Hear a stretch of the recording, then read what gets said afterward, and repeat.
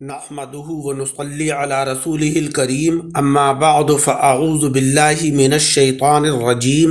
بسم الله الرحمن الرحيم شهر رمضان الذي انزل فيه القرآن۔ سامعین اکرام، رمضان وہ مہینہ ہے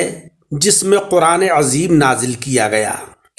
وہ قرآن کے جو تمام لوگوں کے لیے ہدایت ہے،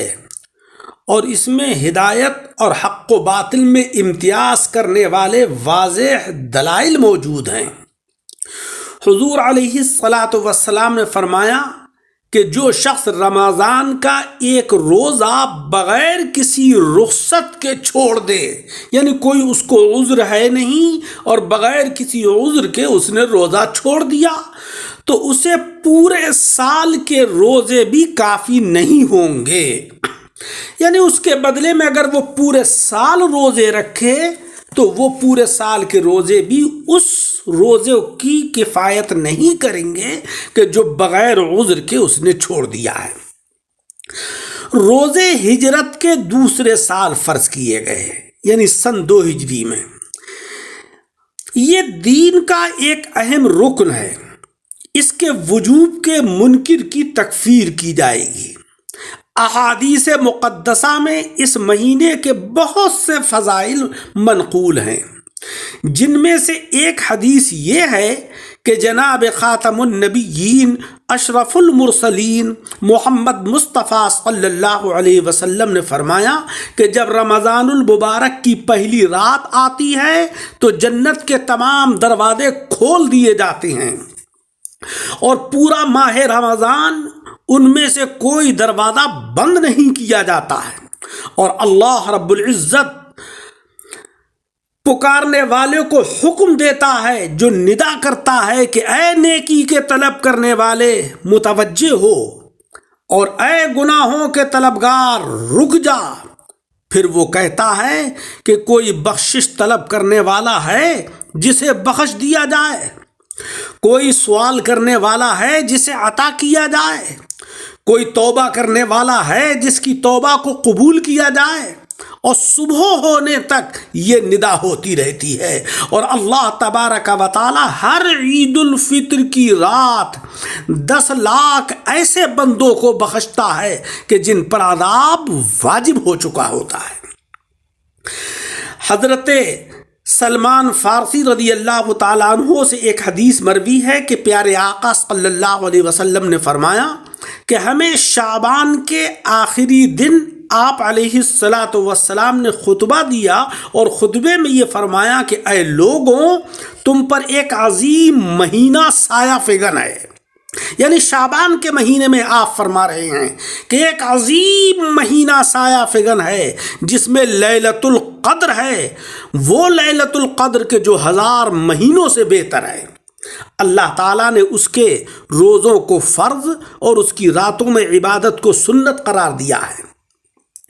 جو شخص اس ماہ میں کسی نیکی سے قرب حاصل کرتا ہے اسے دیگر مہینوں میں فرض کی ادائیگی کا ثواب ملتا ہے، اور جس نے فرض ادا کیا وہ ایسے ہے جیسے اس نے دوسرے مہینوں میں 70 فرض ادا کیے۔ یعنی رمضان میں جو نفلی عبادت کی جاتی ہے، اللہ تبارک و تعالی اس نفلی عبادت کا اجر و ثواب فرضوں کے برابر عطا فرماتا ہے، اور جو فرض ادا کیے جاتے ہیں وہ دیگر مہینوں کے فرائض کے مقابلے میں 70 گنا زیادہ اس پر اجر ثواب ملتا ہے۔ آپ فرماتے ہیں کہ یہ صبر کا مہینہ ہے، اور صبر کا اجر جنت ہے۔ یہ بھائی چارے اور ہمدردی کا مہینہ ہے۔ یہ ایسا مہینہ ہے کہ جس میں مومن کا رزق زیادہ ہوتا ہے۔ جس شخص نے اس مہینے میں کسی روزے دار کا روزہ افطار کرایا اسے غلام آزاد کرنے کا ثواب ملتا ہے، اور اس کے گناہ بخش دیے جاتے ہیں۔ ہم نے عرض کیا کہ یا رسول اللہ صلی اللہ علیہ وسلم، ہم میں سے ہر شخص ایسی چیز تو پاتا نہیں جس سے کہ وہ روزے دار کا روزہ افطار کرائے۔ آپ علیہ السلام نے فرمایا کہ اللہ تعالیٰ یہ ثواب ہر اس شخص کو عطا کرتا ہے جو کسی روزے دار کا روزہ دودھ کے گھونٹ یا پانی کے گھونٹ یا کھجور سے افطار کراتا ہے، اور جس نے کسی روزے دار کو سیر کیا یعنی اس کو پیٹ بھر کے کھانا کھلایا تو یہ اس کے گناہوں کی بخشش ہوگی، اور اللہ تعالیٰ اسے میرے حوض سے ایسا سیراب کرے گا کہ وہ اس کے بعد کبھی پیاسا نہیں ہوگا، اور اسے بھی روزے دار کے برابر اجر ملے گا، لیکن روزے دار کے اجر سے کچھ کم نہیں کیا جائے گا۔ سامعین اکرام، یہ وہ مہینہ ہے کہ جس کا اول رحمت، یعنی اول کے 10 دن رحمت، درمیان مغفرت اور آخر جہنم سے آزادی ہے۔ جس نے اس مہینے میں اپنے خادم سے تخفیف کی، یعنی اس کے ساتھ نرمی کی، اس کے ساتھ حسن سلوک کیا، تو اللہ تعالیٰ اسے جہنم سے آزادی دے گا۔ اس مہینے میں 4 کام بہت زیادہ کرنا چاہیے۔ 2 کاموں سے تو ہم رب کو راضی کریں گے، اور 2 کاموں سے بے نیازی نہیں ہے، اس سے فرار نہیں ہے، اس سے بھاگنا ممکن نہیں ہے۔ وہ 2 کام کہ جن سے ہم اپنے رب کو راضی کریں گے، وہ لا الہ الا اللہ محمد الرسول اللہ کی شہادت اور استغفار کرنا، اور وہ 2 کام کہ جن سے ہمارے لیے مفر نہیں، ہمارے لیے فرار نہیں، وہ اپنے رب سے جنت کا سوال اور جہنم سے پناہ مانگنا ہے۔ اللہ تبارک و تعالی اس آنے والے ماہ مبارک، جس کے اندر ہر ساتھ ہر لمحہ رحمتوں سے بھرا ہوا ہوگا، انوار و برکات نازل ہو رہے ہوں گے، اس کے پورے ادب و احترام کی توفیق عطا فرمائے۔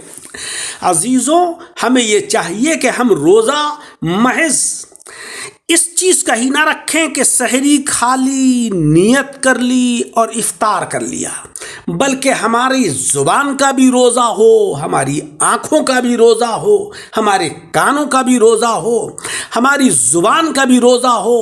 پورے جسم کے ہر حصے کا روزہ ہو۔ زبان سے ہم کوئی غلط بات نہ کہیں، کانوں سے کوئی برائی نہ سنیں، آنکھوں سے کسی برائی کی طرف کو ہم دیکھیں نہیں، تو اللہ تبارک و تعالی ہمیں اجر و ثواب عطا فرمائے گا اور ہماری روح کے اندر جلا عطا فرمائے گا۔ مولا رب العزت عمل کی توفیق عطا فرمائے، آمین بجاہ النبی۔